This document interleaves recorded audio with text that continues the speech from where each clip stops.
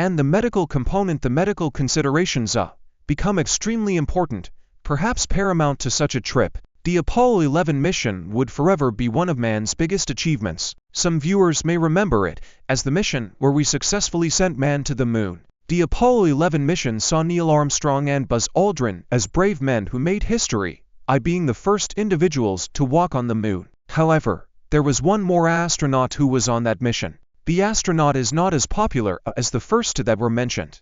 This astronaut was named Michael Collins. He remains rather obscure because of the role he played in the mission. Michael Collins has shed light on the spooky secrets the astronauts encountered on their mission to the moon. Why is this astronaut coming out now to talk about the mission? What could they have found or encountered on the moon that is so spooky? Join us in this video as we discuss the spooky secret that Apollo 11 astronaut exposes about their mission to the moon. Everyone remembers Neil Armstrong's iconic statement as he took his first steps on the moon. "That's one small step for man, one giant leap for mankind." This statement was well channeled considering the situation in which it was uttered and the enormity of the situation. Buzz Aldrin followed Armstrong as the two gentlemen astronauts explored the new terrain. Michael Collins was the third astronaut on the mission. Unfortunately, he could not join them on the walk around the moon. He was required to stay in the Moon Orbiting Command Module. The moon has been a natural wonder for humans for the longest time, a wonder we indulged in figuring out to the fullest and the best of our capacity.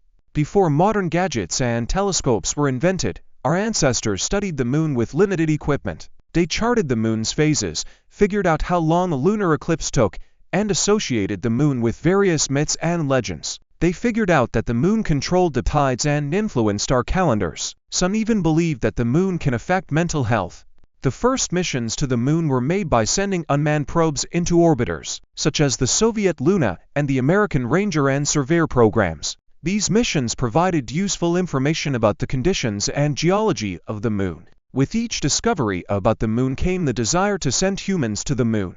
The need and desire became more intense during the Cold War, when the space race between the United States and the USSR was a thing of national pride and technological superiority. The US launched the Apollo mission in 1961. This mission aimed to send a man to the moon and return him safely by the decade's end. This was a big deal, requiring much funding. The Apollo program involved several stages of development and testing. Some of these tests included suborbital and orbital flights, rendezvous and docking maneuvers, lunar orbiting and landing simulations, and extravehicular activities. The pinnacle of the Apollo program was the historic Apollo mission. The Apollo mission took off on July 16, 1969.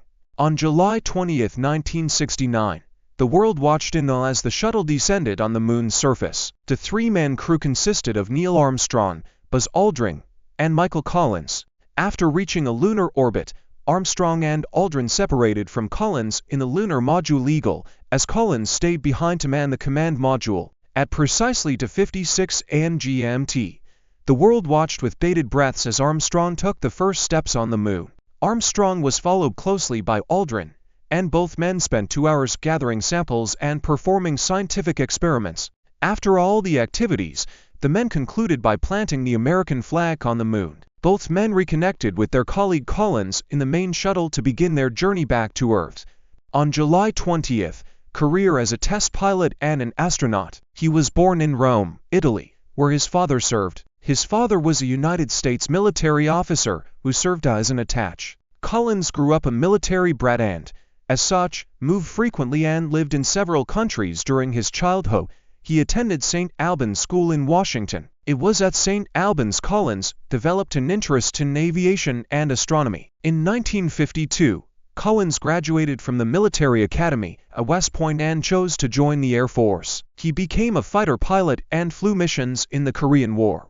Later in his career, Collins attended the Air Force Test Pilot School at Edwards Air Force Base in California. Here, he tested various aircraft, including fighter jets and bombers. In 1963, NASA selected Michael Collins as one-third of the group of astronauts along with Buzz Aldrin. Collins trained for the Gemini and Apollo programs, which aimed to achieve crewed orbital flights and lunar landings. Collins made his first space flight in 1966 as the pilot of Gemini 10 alongside astronaut John Young. The two astronauts performed to rendezvous with other spacecraft, and Collins performed to spacewalks. Collins was originally supposed to be on the Apollo 8 mission, but had to be taken off due to a surgery. He had to undergo the surgery, sidelined him from the Apollo 8 mission, but he was later reassigned to the Apollo 11 mission. I guess it worked out well in the end because Collins got to be a part of the crew that would land on the moon for the first time, which is a monumental feat. Collins was the command module pilot, a role that may or may not have relegated him to the background. This does not, however, make him any less important than any other person on that mission. Collins's role as pilot was a very important one. As the pilot, he was saddled with the responsibility of guiding and maintaining the command module Columbia to serve as a mothership for the mission in the vastness of space. While Armstrong and Aldrin embarked on an exploration of our moon, Collins stayed behind piloting the lunar module. The role was a complex one. Collins was responsible for the docking procedure. The docking procedure, and Collins had to see the successful detaching of the Eagle carrying Armstrong and Aldrin. An error at this point would have jeopardized the entire mission. After the lunar module departed for the moon's surface, Collins found himself alone in the Columbia. This period has always been regarded as one of deep isolation for Collins, but they couldn't be more wrong. Collins had so much to do in those moments. His task list was heavy and consisted of monitoring the systems, maintaining communication lines with mission control, and preparing for critical rendezvous and docking procedures with the lunar module after it was sent from the lunar surface. In fact, without Collins, the mission would not have gone so flawlessly. The rendezvous and docking was one of the most difficult parts of the mission. It required Collins to precisely calculate and execute a series of maneuvers. The entire process was riddled with numerous potential pitfalls.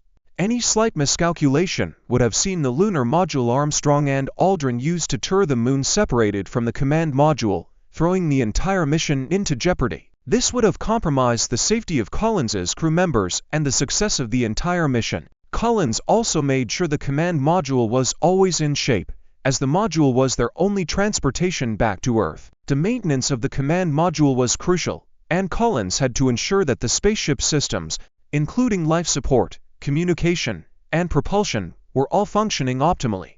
To be clear, Michael Collins's role went beyond the mechanical tasks you're droning on about now. Collins was the main source of communication between the crew and mission control back on Earth. As Armstrong and Aldrin went around on the lunar rover, Collins ensured all photographs and lunar observations were returned to mission control in real time.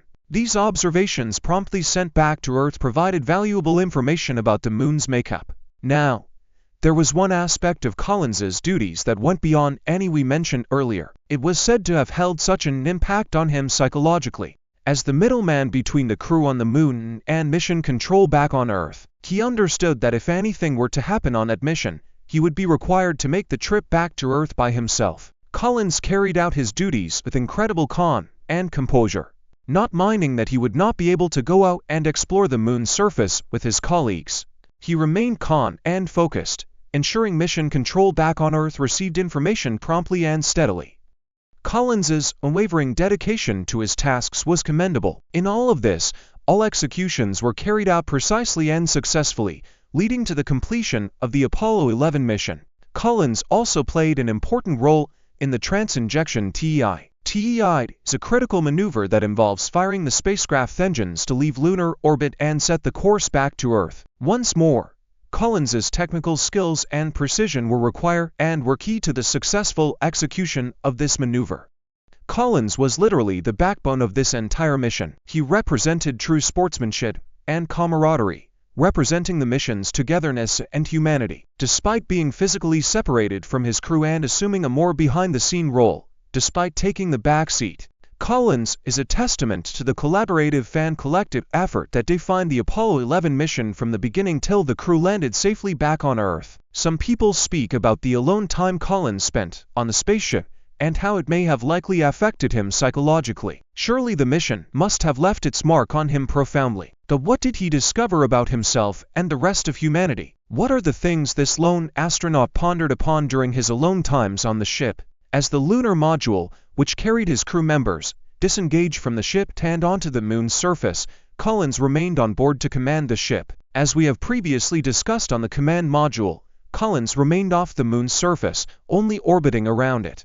He spent a total of 21 hours in lunar orbit. In each orbit, Collins spent 48 minutes of it in radio silence, not a peep from his colleagues on the moon's surface or a message from.